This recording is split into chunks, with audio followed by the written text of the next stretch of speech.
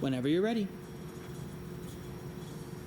My name is Nathan Matthias, and I'm doing Resilience of Inhabitants in Cold Weather.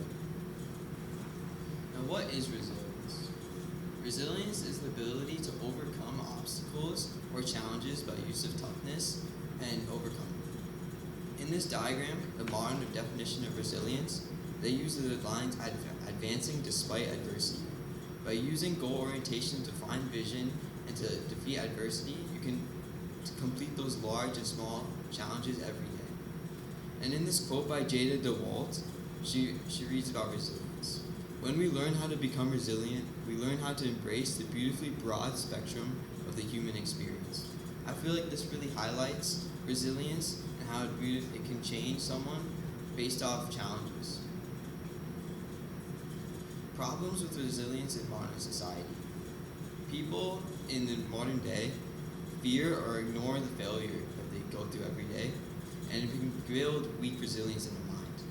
When you don't face your conflicts or own up to it, it can lead to long durations. And people that lack this resilience struggle to find it within themselves and develop it without help or without others. And in this diagram, it sees a person struggling to figure out their area of resilience. And I feel like it's important to understand that. Now, how can you compare resilience with cold weather? Cold weather is a difficult living condition. So to live in that area, you have to be strongly resilient. Like these diagrams, people are going about their daily lives every day and going about fun activities and doing their schedule.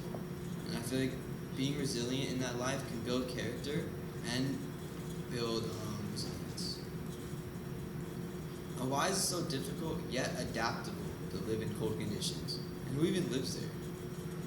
An example could be the Inuit tribe, or like you say, Eskimos. Their lifestyle consists of closely compact house and hunting and simplicity. Their life consists of hunting mainly mammals such as seals or fish, but they do have small berry in their diet.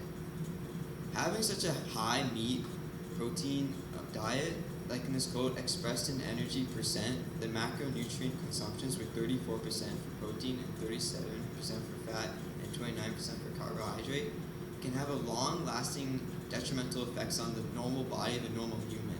But since they thrive and adapt to the situation they're in, it helps them deal with their lives in the cold, and it helps them insulate better.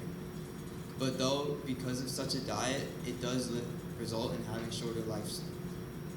But their house, insulated by their close compactness, it helps them deal with the food they need, and if being close to the area for food, it helps them live better. Methods of resilience. Despite the cold conditions they must live in, they are able to adapt and survive and evolve to the surrounding conflicts that they deal with. In response to the cold weather, many people like the Inuit tribe see physical, emotional, and mental changes to their body. Like in this picture, they have mainly shorter to medium height statures due to the cold weathers and living in it. They also tend to have long high heads and broad faces. From a different perspective, you can see that these genetic phenotype traits can be genetically preferred for their lifestyle with their tight housing and needed for their simplicity in hunting. Since there's needed resilience for their lifestyle, hunting and finding shelter are necessary strategies despite having difficulty for hunting and constant changes in their environment and lifestyle. Now, I talked about how that cold environment can be hard for a person and builds resilience, but there are some benefits to being cold exposure.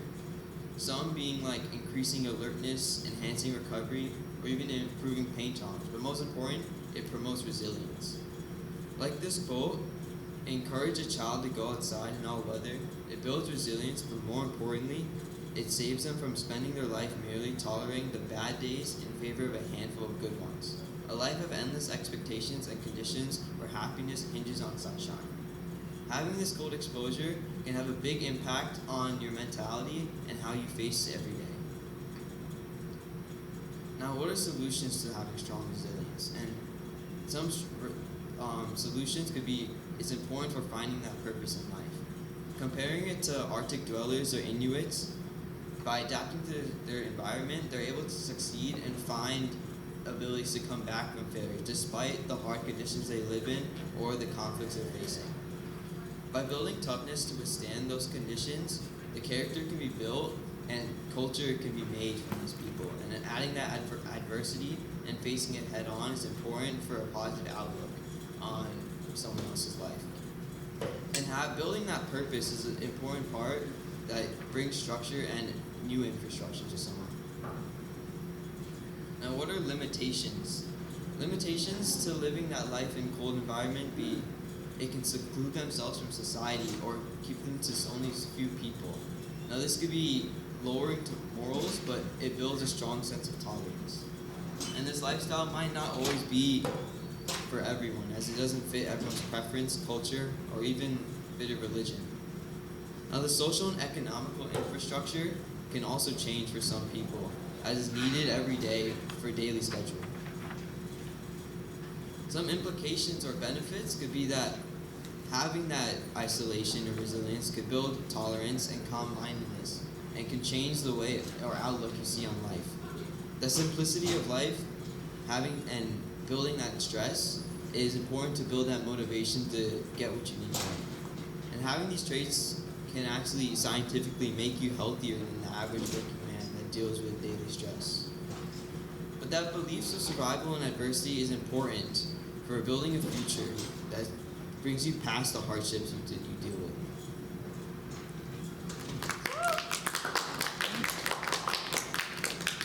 All right, I have 2 questions for you. How did you select the strategies you used to gather information or conduct research? Were they effective?